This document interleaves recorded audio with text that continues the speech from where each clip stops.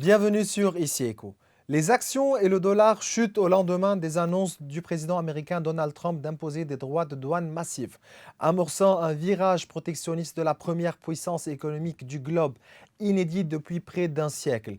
Dans un long discours, le locataire de la Maison-Blanche a annoncé une salve de droits de douane, 20% de taxes pour l'Union européenne, 34% pour la Chine, 24% pour le Japon ou encore 31% pour la Suisse. L'offensive protectionniste de la Maison-Blanche sans équivalent depuis les années 1930 prévoit aussi un droit de douane plancher supplémentaire de 10% sur toutes les importations sur le territoire américain, ainsi que des majorations pour les pays jugés particulièrement aussi en matière commerciale par Donald Trump. Au niveau libanais, le gouvernement de Nawaf Salam tente de donner l'impression à la communauté internationale qu'il marque quelques points réformateurs avant l'envoi de sa délégation officielle aux réunions du FMI et de la Banque mondiale à Washington, prévues du 21 au 26 avril en cours. Après avoir nommé un gouverneur pour la Banque du Liban, le ministre des Finances Yassine Jaber s'est empressé de ressortir le projet de loi sur la restructuration des banques des tiroirs du gouvernement de Najib Mikati et l'a transmis tel quel au Conseil des ministres sous la forme d'un projet de décret intitulé Projet de loi sur la réforme et la réorganisation des banques au Liban, en vue de son adoption et de son envoi au Parlement. Le même procédé a été adopté par le gouvernement Salam avec le projet d'amendement de la loi sur le secret bancaire. Un décret a été publié cette semaine portant sur la transmission d'un projet de loi visant à modifier cette loi. Ce projet devrait faire l'objet de vastes débats en raison des lacunes et des dispositions qu'il contient, notamment celles relatives à la levée du secret bancaire sur toutes les institutions, banques, associations et membres des conseils d'administration, d'une manière que de nombreux observateurs considèrent comme servant uniquement un discours populiste dans le pays.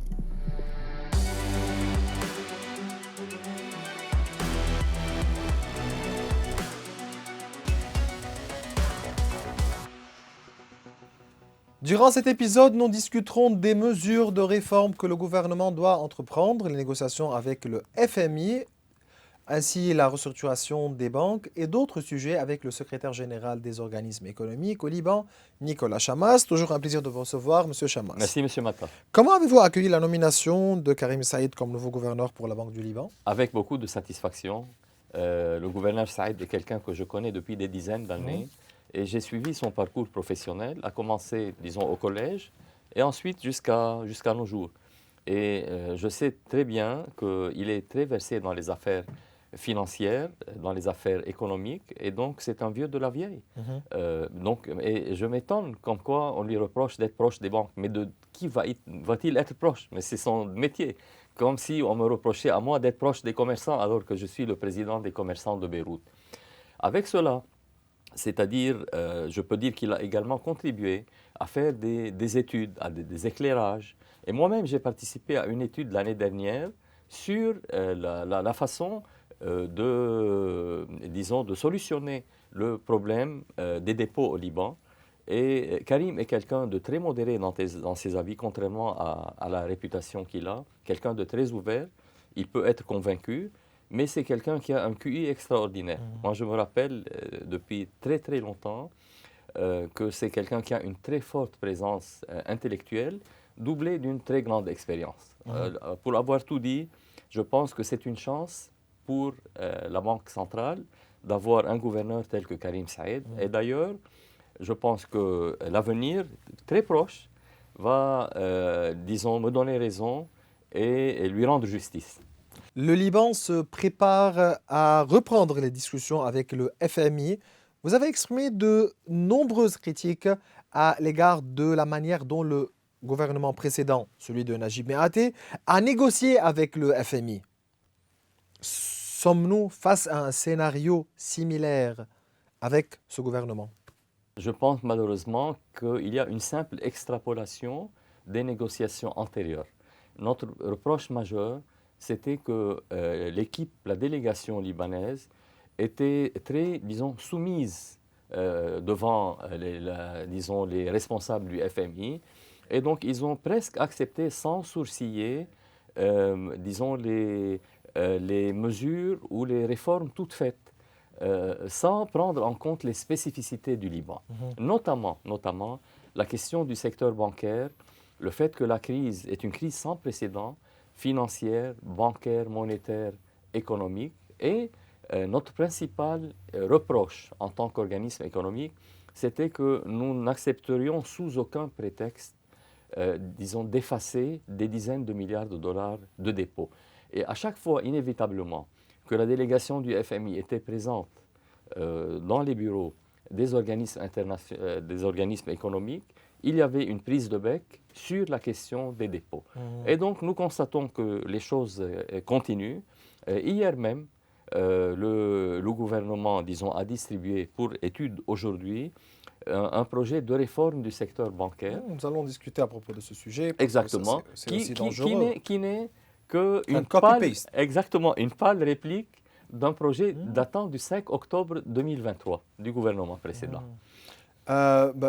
Nous allons discuter à propos de ce projet de loi, mais quelles sont les conditions que le Liban doit défendre lors de la phase de négociation avec le Fonds monétaire international et sur quelle base une négociation saine doit-elle être menée dans l'intérêt du Liban, certainement durant ces négociations-là? Je pense qu'il faudra, disons, trois chemins parallèles. Le premier est la question financière, c'est qu'il y a un énorme déficit, un énorme trou financier à la Banque centrale d'à peu près 75 milliards de dollars. Et seule la Banque centrale et avec elle l'État libanais sont responsables de ce déficit. Ce n'est pas moi qui le dis, c'est le Conseil d'État libanais qui a émis un jugement en disant que l'État libanais était responsable de la violation de certaines lois en vigueur à travers l'utilisation sans permission, sans autorisation de l'argent des épargnants. Donc, le premier, c'est la question financière, mais en changeant un peu le cap et en allant de plus en plus vers le jugement du Conseil d'État qui nous donne une véritable feuille de route pour reconstituer les dépôts. Les dépôts n'existent qu'à hauteur de 10% aujourd'hui. Le défi est de les reconstituer. À côté de cela, il y a une autre ligne parallèle, c'est la croissance économique, parce qu'elle est absente depuis très très longtemps. Nous sommes à 0 et 1%, alors que nous avons perdu de 55 milliards à peu près 20 milliards en 5 années. C'est-à-dire pour revenir au niveau où nous étions, du PIB. Exactement, le PIB, pour revenir à 55 milliards, il nous faut peut-être 5% sur 20 ans. C'est quelque chose d'inimaginable. Donc, il faut un effort certain sur la question de la croissance économique. Et là, les organismes économiques jouent un rôle majeur pour attirer des investisseurs libanais et étrangers en vue de faire repartir la croissance. Les organismes économiques ont préparé un papier. C'est ça. Vous allez lancer ce papier d'ici quelques jours. Exactement. Parlez-nous de ce papier. Ce papier, c'est, disons, beaucoup de bon sens. Ce sont des principes généraux qui, comme je le dis, parlent de plusieurs lignes parallèles. Il y a également la ligne sociale, puisqu'il est impossible de dissocier la question sociale de la question économique, la répartition des richesses, la question de la création d'emplois, l'éducation de qualité, la question de la santé, etc. Tout cela a été abordé par nous. Et il y a enfin la question de l'administration libanaise, qui est malheureusement très en reste. Comme vous le savez, M. Matta, aujourd'hui, il y a à peu près 70% d'employés en moins, de postes qui ne sont pas pourvus dans l'administration. Il y a beaucoup de contractuels, mais l'administration en elle-même est exsangue. Beaucoup de gens ont pris leur retraite, d'autres ont émigré vers l'étranger ou vers le secteur privé libanais. C'est-à-dire qu'il faut réhabiliter le secteur public, restructurer le secteur public. Donc nous avons donné de grands principes, de grandes idées, un cap très clair pour ces 4 domaines. Et nous allons énoncer ça effectivement mercredi prochain. Et en ce qui concerne l'approche saine pour résoudre le problème des déposants? Le problème des déposants, comme nous l'avons dit... Et la responsabilité de l'État? Voilà. D'abord, numéro 1, c'est exactement ce qu'il faut. Il faut reconnaître la responsabilité de l'État. Là, il faut un acte historique, M. Matta. Je me rappelle le président Jacques Chirac, en 1997, il venait d'être élu président de la République française. Il a dit que la France, l'État français, avait collaboré avec l'État allemand. C'était la première fois que c'était dit. Une fois que cela est dit, ça a des conséquences et des implications. Si on extrapole cela au cas libanais, aujourd'hui, moi j'attends, disons, du chef du gouvernement ou du gouvernement de dire effectivement l'État est responsable de la disparition des dépôts et l'État va s'attacher avec les autres parties prenantes, à savoir la Banque centrale et les banques commerciales, à reconstituer les dépôts comme préalable à leur restitution graduelle aux ayants droit. Donc, c'est cela qu'il faut faire. Il faut d'abord une admission de la Mais donc, responsabilité. pour l'approche qu'il faut suivre pour résoudre ce problème, il faut Oui. commencer par où? Il faut faire comment? Il faut faire comment? Il faut déjà, nous avons l'audit qui a été fait à la Banque centrale. Nous savons que le déficit est dû à telle ou telle chose, disons la question de l'électricité, la question des subventions avant et après.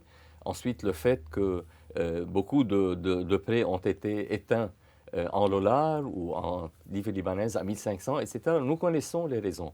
Mais malheureusement, il y a une frange de la société et des médias qui s'emploient à obscurcir la réalité du débat. C'est comme si leur intérêt ou leur ambition était de détruire le système bancaire libanais et le régime libéral, quitte à ne rien recevoir en termes de dépôt. Parce qu'il faut savoir que si les banques feront faillite, les déposants recevront un maximum de 75 millions de Mais livres. servant uniquement un discours populaire. Et c'est un discours populaire, mais il est en train, disons, de polluer le débat public. Aujourd'hui, il faut revenir à la raison. Il faut qu'il y ait un débat argument contre argument. Nos arguments sont très solides parce que nous avons étudié, quand je dis nous, c'est les organismes économiques depuis 5 ans et nous savons quoi faire. Ce qu'il faut faire, effectivement, c'est une certaine cascade.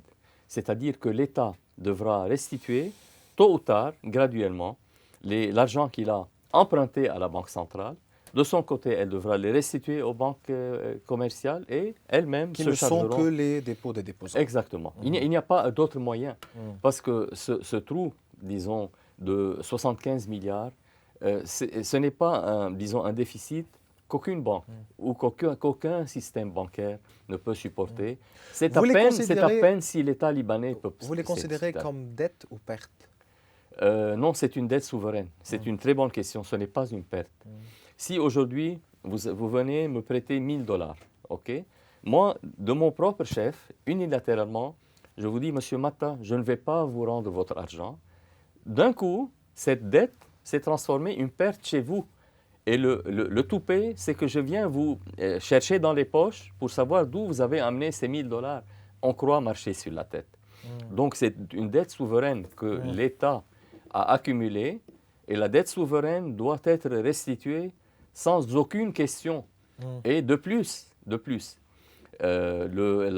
Code de la monnaie et du crédit oblige l'État libanais, oblige l'État libanais, l'article 113, à fermer le déficit de la Banque centrale chaque année, à chaque fois qu'il y a un déficit. Et donc ça, ce n'est pas une vue de l'esprit, c'est une violation claire de la loi. Comment convaincre le téléspectateur qu'on fait face à une crise systémique? OK. Quand il s'agit d'un problème à 85 milliards de dollars, c'est la taille des dépôts qui reste aujourd'hui, c'est certainement pas un problème entre une banque et ses déposants. C'est une crise systémique. Ça, c'est d'abord la taille, okay, définit le caractère systémique. Ensuite, quand toutes les banques ont les mêmes problèmes, c'est également un paramètre qui définit la question systémique. Je vais dire encore plus.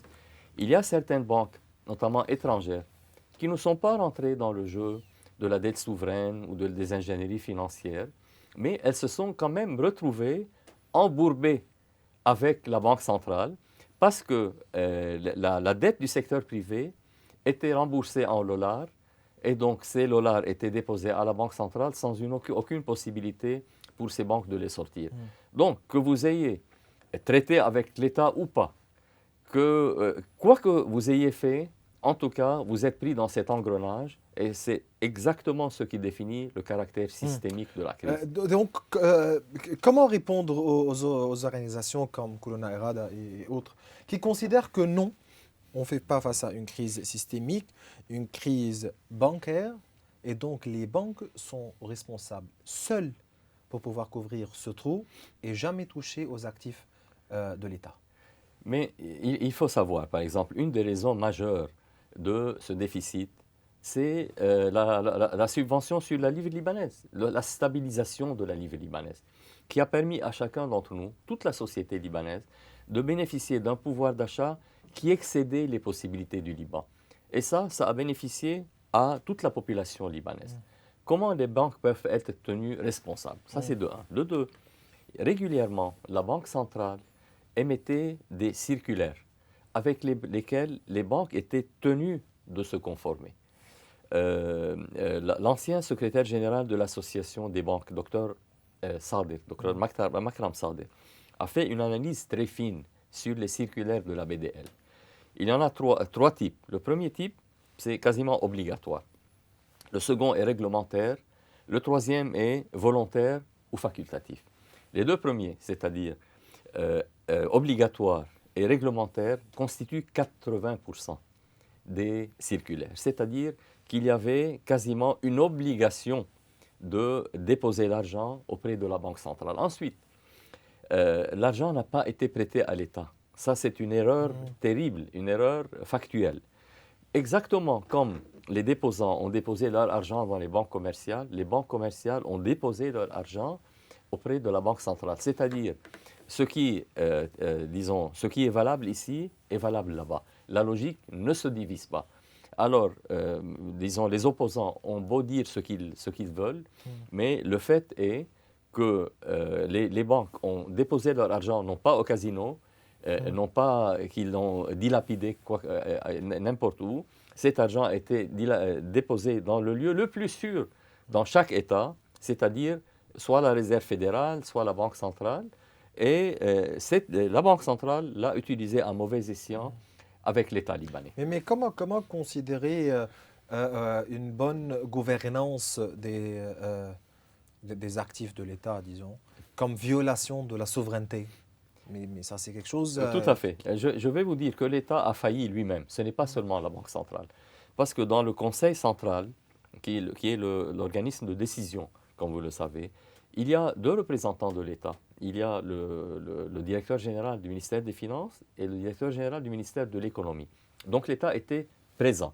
Mais encore plus que ça, l'article 43 du Code de la monnaie et du crédit donne aux représentants du gouvernement auprès de la Banque centrale des prérogatives très larges, allant jusqu'à faire cesser ou arrêter toute décision émanant du Conseil central ou du gouverneur dans les 48 heures. Donc l'État n'a pas fait son rôle, n'a pas joué son rôle, ni en amont, ni en aval. Juste pour dire qu'il ne s'agit pas simplement de marquer des points pour montrer au FMI que le gouvernement a progressé, mais de prendre des mesures réfléchies. Est-il raisonnable d'adopter aussi rapidement une loi sur la restructuration du secteur bancaire cette loi de restructuration qui a été maintenant lancée au gouvernement, qui va la voter, etc., on va faire passer pour l'envoyer au Parlement. Mais vous dites quoi à propos de ce projet de loi? Ce n'est pas raisonnable du tout. Cette loi est un fourre-tout, donc elle avait été déjà rejetée par tous les ayants droit, toutes les parties prenantes, il y a déjà 2 ans. Et cette loi s'est retrouvée orpheline. Personne n'était là pour la défendre, pour la simple raison qu'elle aboutissait à terme à l'effacement de dizaines de milliards de dollars de dépôts, puis à la faillite des banques. Donc, le FMI est en train de dire, et là, c'est une forme de violence politique. Au Liban, vous devez aujourd'hui aller aux réunions du printemps du FMI avec quelque chose à nous montrer. C'est d'abord la question du secret bancaire, puis la restructuration des banques. Mais celle-là, elle est totalement inapplicable. Comment voulez-vous évaluer le bilan d'une banque si le passif est connu, il est fixe, alors que vous ne connaissez pas l'actif, mais c'est une mascarade. Donc, c'est quelque chose qui n'est pas digne des enjeux. Et je pense que le FMI a exercé trop de pression sur l'État libanais. Ah. Malheureusement, l'État libanais, vous parlez de souveraineté tout à l'heure, M. Matta, l'État libanais aurait dû faire montre de plus de fermeté et exercer sa souveraineté économique en la matière. Ce n'est pas acceptable ce qui s'est passé. Le remède du FMI est-il en lui-même une maladie? Il est une maladie si c'est un off the shelf, si c'est une solution, si c'est une potion qui est donnée, qui est administrée dans tous les cas. Si au contraire, elle était vraiment taillée sur mesure pour le cas libanais, ça aurait été une bonne chose. Personne d'entre nous ne rejette le FMI. Mais il semble que ce gouvernement semble vouloir aller au-delà des exigences du FMI. Oui, effectivement. Et nous l'avons ressenti avec la question du secret bancaire, où il y a eu un effet de rétroactivité de 10 années, ce qui est terrible parce que ça change les règles du jeu. C'est ça. Je voulais poser cette question à propos des effets rétroactifs des lois. Oui. L'effet rétroactif des lois, c'est précisément au niveau du un levé du principe secret bancaire constitutionnel qui ne tient pas la route parce que des investisseurs, des déposants se sont engagés suivant, disons, un code, suivant, disons, de certaines formes, suivant des règles du jeu qui sont données. Aujourd'hui, venir et changer tout cela en un tour de main peut être dangereux. Imaginez-vous des Libanais dans des régions difficiles, disons, qui ont transféré de l'argent au Liban et qui ne l'avaient pas déclaré pour une raison quelconque. Mais en tant qu'expert économique, est-ce que le principe de rétroactivité est-il valable? Il est inacceptable. Il est inacceptable. Moi, ça me rappelle, les jugements des tribunaux de Berlin pendant la Seconde Guerre mondiale. C'est là que la rétroactivité était acceptée, mais pas comme une démocratie de très grande qualité, comme la démocratie libanaise. C'est quelque chose d'inacceptable. Et j'aurais souhaité ne pas connaître une telle entorse au droit libanais de notre vivant. C'est quelque chose d'inacceptable. Je pense que les grands législateurs libanais, et là je pense à Raymond Eddé en particulier, à Pierre Eddé, à Auguste Bachos, ils se retournent dans leur tombe en voyant ce qui se passe aujourd'hui. Nicolas Chammas, c'est toujours un plaisir de recevoir. Vous êtes le secrétaire général des organismes économiques au Liban. Merci. Merci à vous, M. Matta. Bien voilà, mes chers téléspectateurs, nous arrivons à la fin de cette émission. Vous pouvez revoir tous nos épisodes sur nos réseaux sociaux. Au revoir.